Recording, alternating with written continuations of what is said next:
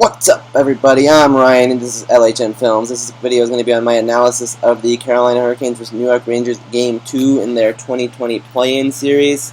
So almost immediately, Pavel Buchnevich took a penalty, and then on that power play for the Hurricanes, they were shotless.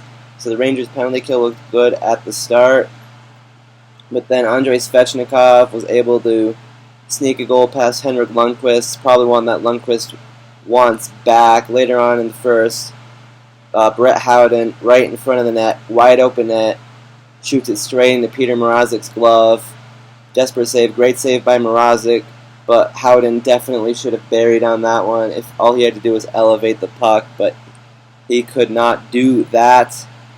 Carolina then later takes a penalty, and then on that penalty kill for them, Aho slashed, I believe, Zibanejad. I'm not 100% sure on that, but it led to a 5-on-3 where Ryan Strome ended up making a good pass to Artemi Panarin, who was able to bury to make it a 1-1 game. But I thought in that first that Carolina was definitely the better team. They were very good at blocking shots and reading play. It felt like they just knew what the Rangers were going to be doing. So then the second period, Brendan Smith took a penalty, which led to an Andrei Svechnikov goal. It was just a slap shot from the point. Lundqvist definitely should have stopped it, so that's 2 goals that he probably wants back. Later on, Tony DeAngelo had the puck, flipped it up straight to the Carolina defenseman. Should have gotten the puck out of the zone, didn't, and it led to a Jordan Martinook goal, which gave Carolina a 3-1 lead, and that was really the story of this game. The Rangers, they would get stuck in their own end, weren't making crisp passes, and they turn it over. So Carolina got some offensive time, and sometimes it was good pressure by Carolina, sometimes it was unforced errors by the Rangers. I just don't think the Rangers were good in their own end in that game whatsoever. Later on in the third period, Sebastian Aho made a nice pass to Andrei Svechnikov, who was able to get the hat trick, first hat trick in Carolina Hurricanes playoff history. Svechnikov was definitely the best player of this game. He was just totally dominant whenever he was out there. Later on, Tony DeAngelo took a 10-minute misconduct. It's pretty meaningless. And overall, this game, it was just total dominance from the Carolina Hurricanes.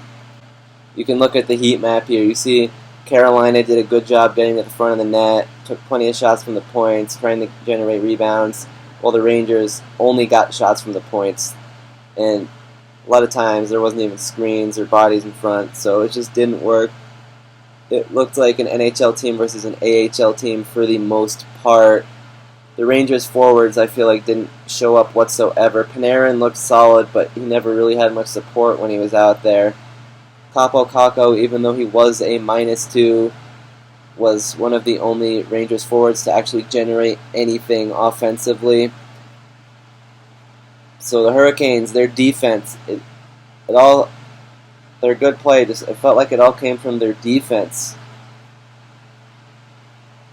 Once it was in their zone, they were able to get it out with ease, and they were making crisp passes up to the forwards, and then they'd go in their offensive zone, and they just have the Rangers hemmed in their own zone, and they were getting lots of good chances.